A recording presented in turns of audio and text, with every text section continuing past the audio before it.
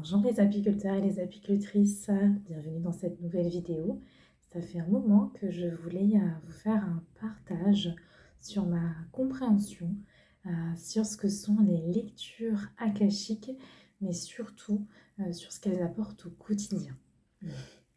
Donc dans cette vidéo, je vais vous parler également de plusieurs questions qui ont été posées avec mes clients.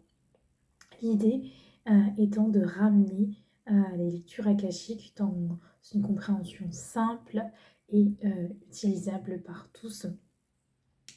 Donc voilà. Donc déjà, je vais commencer par définir les lectures akashiques, que finalement, c'est un terme plus en plus d'ailleurs où je me dis je devrais peut-être les appeler les lectures de l'instant présent.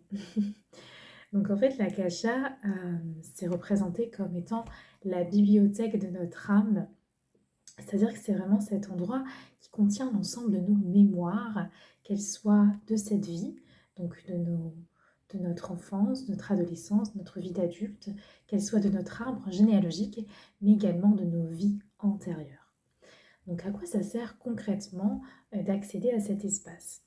Eh bien, souvent, les personnes vont venir me consulter parce qu'elles ont des questions pour comprendre des problématiques, des schémas répétitifs et surtout aller à l'origine de ce blocage. Donc, je vais me connecter à leur âme à travers du coup, ma médiumnité et à ce moment-là, je vais capter des informations de diverses façons. Donc ça peut être des scènes de vie passée, des scènes vécues par un ancêtre, des scènes de l'enfance. Ça peut être également des visualisations par rapport à certains soins que reçoive la personne pendant la séance. Alors quand on dit soins, c'est vraiment des énergies comme ça qui vont partir de l'une vers l'autre. Et on va également recevoir des messages, surtout pour le présent. Et c'est sur ce dernier point que j'aimerais réellement insister sur ma compréhension des lectures, que je pense que d'ailleurs avec le temps je vais renommer à ma sauce. L'idée, c'est vraiment qu'elle puisse être utile dans le présent. C'est-à-dire que de plus en plus, je fais ce que j'appelle des lectures guidantes, c'est-à-dire que les individus vont arriver avec des questions de type comment, de type pourquoi, et on va rentrer vraiment en connexion d'âme à âme, et je vais capter des informations qui vont les aider dans leur quotidien. Maintenant, quand on arrive à visiter une mémoire de ces fameuses archives akashiques, donc ces fameuses vies antérieures, c'est que ça a une utilité de compréhension. Donc ça peut être à deux niveaux. Ça peut être une compréhension pour, on va dire, déprogrammer une croyance, déprogrammer une mémoire, un fonctionnement qui n'est plus juste pour nous dans l'instant présent. Et ça peut être également une information pour retélécharger des informations positives qui vont nous aider dans notre cheminement actuel. Et c'est sur ce dernier point que je veux faire un aparté. Je vais vous donner un exemple. On va vous reconnecter à une vie. Vous avez pratiqué vraiment le chamanisme, admettons. Vous avez même été un chaman dans cette vie antérieure. Et bien, le fait de vous reconnecter à cette vie-là, cela ne signifie pas que dans cette vie, vous êtes un chaman, que vous devez aller faire des stages de chamanisme, etc. Ça veut peut-être juste vouloir dire tout simplement de pratiquer, d'avoir des pratiques en lien avec le chamanisme, qui vont être par exemple la reconnexion à la nature, aux minéraux, au monde animal, au monde végétal. Ça peut finalement revenir à quelque chose de très très simple.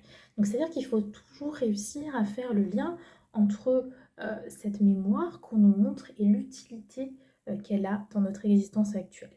C'est pour ça que j'avais précisé à l'époque dans une de mes vidéos que le but n'est pas de faire un voyage touristique au sein de vos mémoire akashique juste pour gonfler l'ego. Non, ce n'est pas du tout l'idée. L'idée, c'est vraiment d'avoir les informations justes qui vont nous aider dans notre évolution personnelle actuelle. C'est la même chose lorsqu'on va vous donner par exemple des pistes de lecture ou de pratique, ça peut être quelque chose que vous n'allez pas expérimenter tout de suite. Parce que ce qu'il faut savoir, c'est que nous avons notre propre rythme interne. Et parfois, moi en tout cas à titre personnel, il y a des lectures que j'ai faites il y a 5 ans ou il y a 4 ans sur certains éléments de la lecture que je vais intégrer que maintenant. Donc bien évidemment, plus j'évolue dans ma pratique, plus j'essaye quand même de rester en connexion avec des informations qui vont vous aider dans l'instant. Mais ça aussi, ça nous apprend la patience par rapport à d'autres éléments comme développer nos dons, développer notre médiumnité pour ceux qui le sont, parce que pas tout le monde aussi est médium, des fois ça peut être juste développer son intuition. Et bien ça nous apprend le temps, la patience et la pratique. Donc voilà, c'était un aparté pour vraiment comprendre que ces reconnexions dites positives, ces téléchargements où on va parfois accéder à des vies passées, n'ont d'utilité que pour les intégrer à des éléments de notre vie courante. C'est la même chose si on montre une vie où vous avez eu un rapport très particulier avec les plantes. Et quand on fait le lien, on se rend compte que dans cette vie, soit vous aviez une grand-mère qui vous a initié aux plantes, soit effectivement vous aviez un intérêt ou que vous avez mis de côté. Donc souvent, ça va être juste des reconnexions pour que notre essence, en tout cas, se rapproche de cette pratique. Donc voilà, les apiculteurs et les apicultrices, je referai des petites vidéos pour comprendre vraiment de manière concrète ce que ça peut faire.